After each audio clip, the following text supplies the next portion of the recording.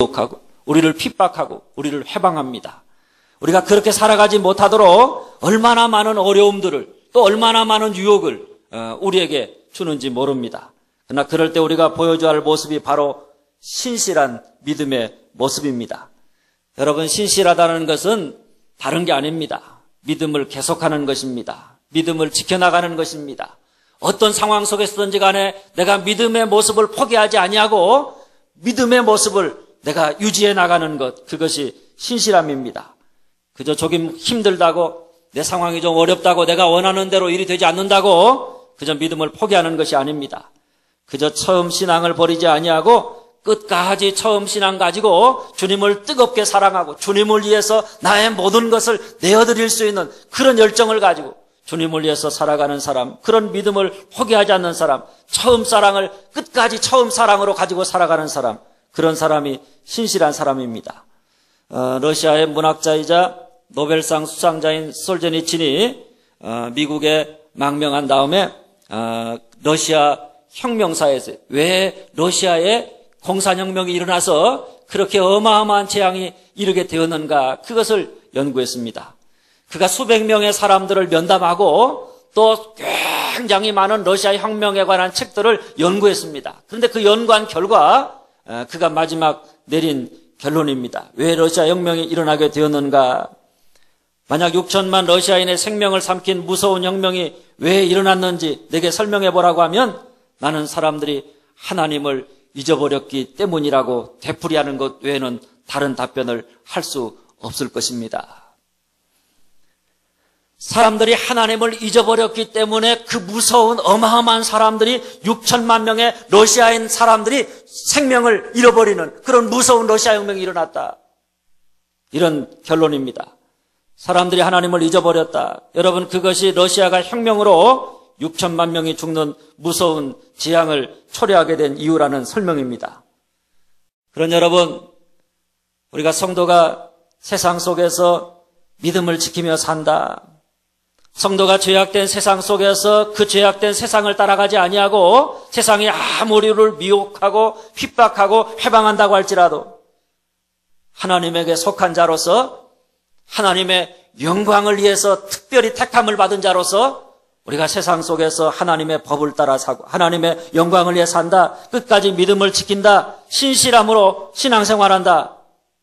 여러분, 거기에 따라서 한 나라가 하나님의 복을 받기도 하고 하나님의 심판을 받기도 한다는 사실을 알아야 하는 것입니다. 하나님을 믿는 성도들이 얼마나 믿음을 지키며 살아가느냐, 성도로서의 구별된 삶을 살아가느냐, 얼마나 신실하게 믿음으로 살아가느냐, 거기에 따라서 그 나라의 흥망성쇠가 달려있다는 사실을 알아야 하는 것입니다. 그러나 여러분, 오늘 우리는 성도로서 세상 속에서 성도의 구별됨을 보여주며 사는 자가 되어야 합니다. 우리 한 사람 한 사람이 그저 다른 사람을 향해서 뭐라고 할 것이 아니라 내가 살아가는 내 삶의 터전 속에 하나님이 나를 이곳에 보내셨다. 가정이라면 하나님이 이 가정에 나를 보내셨다. 직장이라면 하나님이 이 직장 속에 나를 보내셨다. 사람들과의 만남이라면 이 만남 속에 하나님이 나를 보내셨다. 사명감 가지고 그 속에서 내가 주님의 모습을 보여주고 주님의 영광을 드러내는 그런 믿음으로 살아가는 구별된 삶을 사는 자가 되어야 하는 것입니다. 어떤 상황 속에서도 우리가 흔들림 없이 신실한 믿음으로 사는 자가 되어서 세상에 주의 영광을 나타내는 자가 되어야 하는 줄 믿으시기를 바랍니다. 셋째는 2절 후반절 말씀입니다. 은혜와 평강이 너희에게 있을지어다. 은혜와 평강이 너희에게 있을지어다. 여러분, 그 당시에 히브리인들이 하는 인사말은 무슨 말이고? 샬롬입니다. 샬롬. 따라서 합니다. 샬롬. 무슨 뜻이에요? 살롬. 이게요? 죽을 놈 반대 살롬? 아닙니다. 샬롬, 샬롬. 샬롬이라는 뜻은 평화가 있을지어다 하는 뜻입니다. 당신에게 평화가 있을지어다, 이런 뜻입니다. 근데 히브리인들은 이렇게 샬롬, 평화가 있을지어다, 이렇게 인사말을 나눈다고 한다면 헬라 사람들은 어떻게 인사하느냐? 은혜가 있을지어다, 이렇게 인사해요. 은혜가 있을지어다. 그런데 바울은 어떻게 인사하느냐? 은혜와 평강이 너희에게 있을지어다. 아멘. 우리 옆 사람 보고 한번, 형제님, 은혜와 평강이 있기를 축원합니다. 아멘. 은혜와 평강이 너희에게 있을지어다. 이것이 바울이 에베소 교회를 향한 축복의 말씀입니다. 은혜와 평강이 너희에게 있을지어다. 이렇게 인사말을 나누고 있는 것을 보게 됩니다. 그런데 여러분, 이런 은혜와 평강이라고 하는 것은 우리가 노력해서 얻을 수 있는 것 아닙니다. 우리가 열심히 노력해가지고 얻을 수 있는 것이 아니라 하나님 우리 아버지와 주 예수 그리스도로부터 오는 것이다. 성경은 이렇게 이야기합니다. 그러니까 우리가 은혜 받고 우리가 평안한 삶, 평강의 삶을 누리며 살아가려면 그 비결은 다른 데 있는 것이 아닙니다. 요한복음 15장 5절 말씀입니다. 나는 포도나무요 너희는 가지라. 그가 내 안에 내가 그 안에 거하면 사람이 열매를 많이 맺나니 나를 떠나서는 너희가 아무것도 할 수 없음이라. 예수님을 떠나서는 너희가 아무것도 할 수 없다. 나는 포도나무요 너희는 가지다. 가지인 너희가 내 안에 있지 않으면 너희는 아무런 열매도 맺을 수 없다는 것입니다. 우리가 예수 안에 있지 않으면 은혜와 평강의 삶을 살 수가 없다. 반대로 우리가 어떻게 은혜와 평강의 삶을 살 수 있느냐? 예수 안에 있으면 예수님의 은혜, 예수님의 평강이 나의 은혜, 나의 평강이 된다 하는 이런 말씀입니다. 그저 여러분 예수 믿어서 예수님이 우리 안에 있는 것만 가지고는 안 됩니다. 내 안에 계시는 예수님 믿어서 예수님이 내 안에 오셨다면 이제는 내가 그 예수님 안으로 들어가야 합니다. 그 예수님이 나의 삶의 모든 것을 주관하고 다스릴 수 있도록 그 예수님 속으로 우리가 들어가야 하는 것입니다.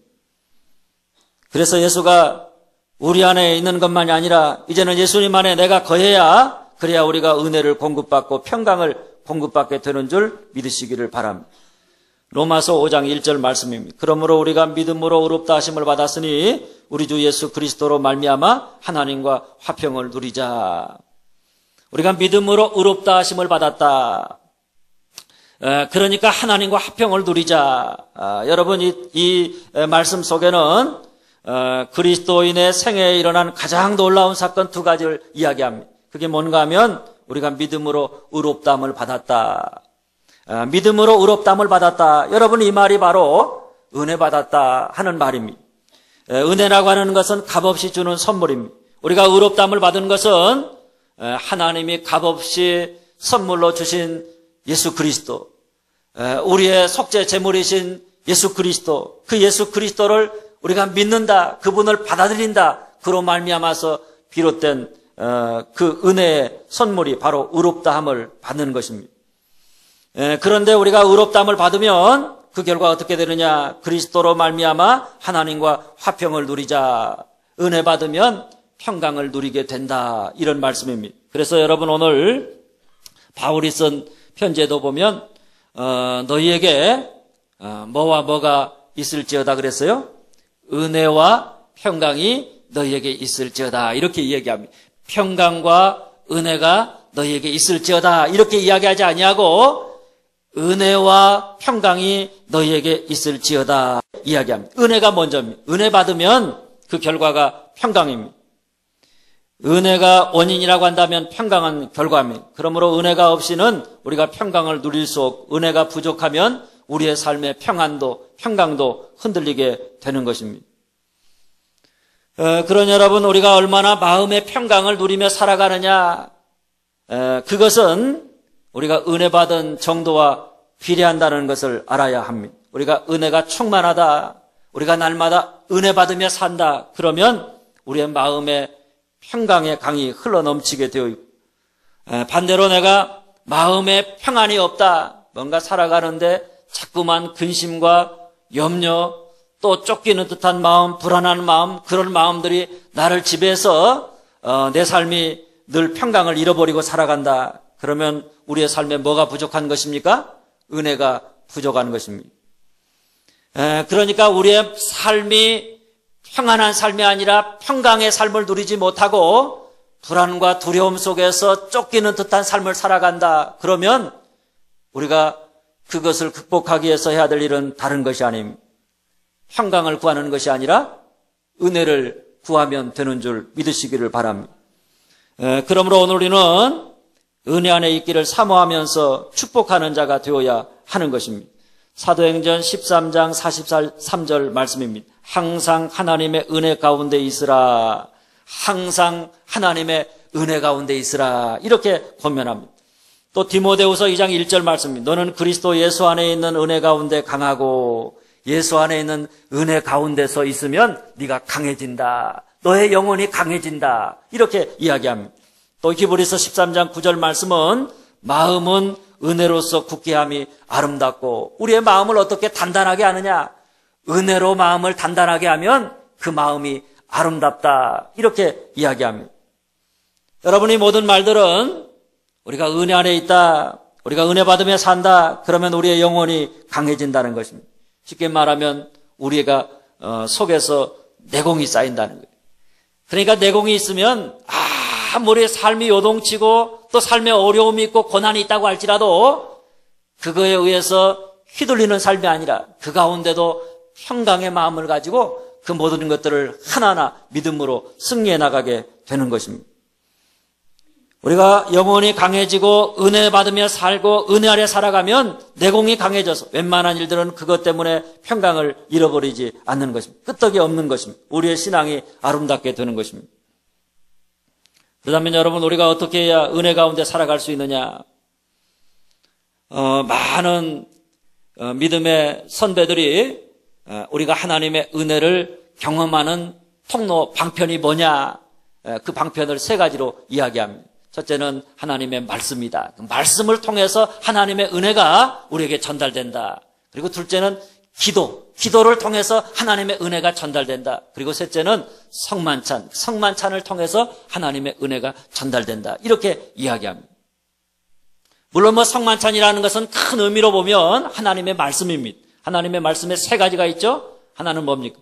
기록되어져 있는 하나님의 말씀인 성경이 있고, 또 선포되어지는 말씀인 설교가 있고, 또 보여지는 하나님의 말씀인 성만찬이 있는 것입니다. 큰 의미로 보면 하나님의 말씀과 기도라고 하는 그 두 가지 방편을 통해서 하나님의 은혜가 우리 인간들에게 전달되어진다. 이렇게 보면 되는 것입니다. 여러분, 우리가 은혜 받으려면 그렇기 때문에 먼저는 하나님의 말씀을 가까이 하면서 사는 자가 되어야 하는 것입니다. 우리가 하나님의 말씀을 가까이 한다, 말씀을 듣는 자가 된다, 하나님의 말씀을 읽고 묵상하고 하나님의 말씀으로 훈련받으며 살아간다. 그러면 성령이 역사해서 그 말씀을 통해서 은혜를 깨닫게 하십니다. 성경에 기록되어져 있는 2000년 전, 4000년 전, 더 오래전에 일어난 하나님이 행하신 이 땅에 오셔서 하나님이 이루어 가시는 많은 사건들을 시대와 환경을 초월해서, 시대와 문화를 초월해서 오늘 우리에게 과거의 하나님이 아니라 오늘 지금 여기 살아계신 하나님으로 우리에게 만나게 하시는 것입니다.